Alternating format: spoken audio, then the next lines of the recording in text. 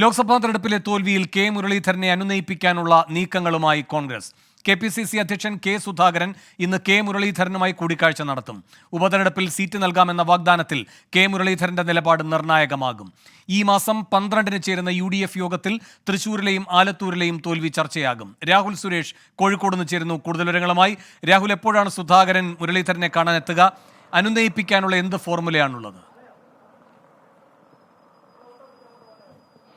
വേണു, തൃശൂരിലെ തോൽവിയിൽ കെ മുരളീധരൻ കടുത്ത അതൃപ്തിയിൽ തന്നെയാണ്. പല നേതാക്കളും ഫോണിൽ ബന്ധപ്പെടുമ്പോൾ അദ്ദേഹം സംസാരിക്കാൻ തയ്യാറാകുന്നില്ല.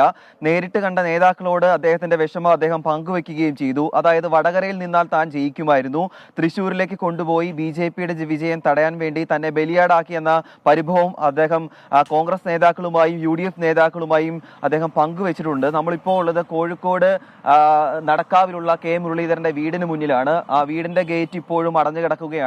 എല്ലാ ദിവസവും മാധ്യമങ്ങൾ അദ്ദേഹത്തിന്റെ പ്രതികരണം തേടാൻ വരുമ്പോൾ അദ്ദേഹം പ്രതികരിക്കുന്നതാണ്. പക്ഷേ ഇന്ന് അദ്ദേഹം പ്രതികരിക്കാൻ തയ്യാറായില്ല. നമ്മൾ പ്രതികരണം തേടിയപ്പോൾ ഇന്ന് ഉച്ചയ്ക്ക് KPCC അധ്യക്ഷൻ കെ സുധാകരൻ തന്നെ കാണാൻ വരുന്നുണ്ട്.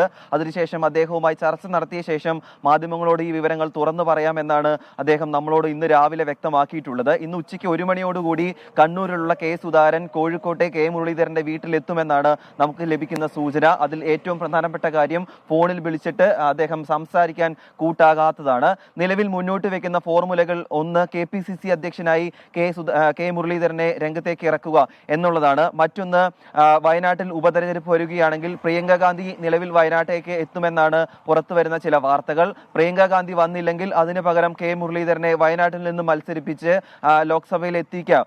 ഈ 2 ഫോർമുലയാണ് നിലവിൽ മുന്നോട്ട് വെക്കുന്നത്. അതിൽ കെ മുരളീധരൻ വഴങ്ങുമോ എന്നത് കാത്തിരുന്ന് കാണേണ്ടിയിരിക്കുന്നു. എന്താണെങ്കിലും കടുത്ത അതൃപ്തിയിൽ തന്നെയാണ് മുന്നോട്ട് പോകുന്നത്. അതിനിടയിൽ ഏറ്റവും പ്രധാനപ്പെട്ട മറ്റൊരു കാര്യം, മുരളീധരന്റെ വിഷയത്തിൽ മുസ്ലിം ലീഗ് കൂടി ഇടപെടുകയാണ്. നിലവിൽ കുഞ്ഞാലിക്കുട്ടി ഡൽഹിയിലാണ് ഉള്ളത്. ഇന്നലെ ഇന്ത്യ മുന്നണിയുടെ യോഗത്തിൽ പങ്കെടുക്കാനാണ് അദ്ദേഹം ഡൽഹിയിൽ എത്തിയത്. അതിനിടയിൽ KC വേണുഗോപാലുമായി അദ്ദേഹം കൂടിക്കാഴ്ച നടത്തി, കുഞ്ഞാലിക്കുട്ടി കൂടിക്കാഴ്ച നടത്തിയെന്നാണ് നമുക്ക് ലഭിക്കുന്ന വിവരം. അതിന് പിന്നാലെയായിരുന്നു ഇപ്പോൾ കെ മുരളീധരനെ കാണാനായി MK രാഘവൻ MP കൂടി ഇവിടെ എത്തിയിട്ടുണ്ട് എന്നാണ് നമുക്ക് ഈ ദൃശ്യങ്ങളിൽ നിന്നും വ്യക്തമാകുന്നത്. അദ്ദേഹത്തിന്റെ ചില പ്രതികരണങ്ങൾ കൂടി നമ്മൾ തേടാൻ പോവുകയാണ്. നമ്മൾ ഏതെങ്കിലും രീതിയിൽ സംസാരിക്കുന്നുണ്ടോ രാഘവേട്ട?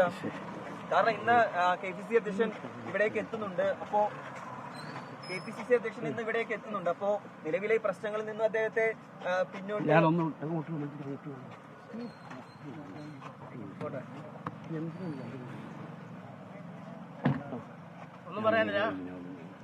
MK രാഘവൻ ഇപ്പോൾ പ്രതികരിക്കാൻ തയ്യാറല്ല. അല്പസമയത്തിനകം കെ സുധാകരൻ മുരളീധരനെ കാണാനെത്തും. മുരളിയെ പിന്തുണച്ച് ലീഗും രംഗത്തെത്തിയിരിക്കുകയാണ്.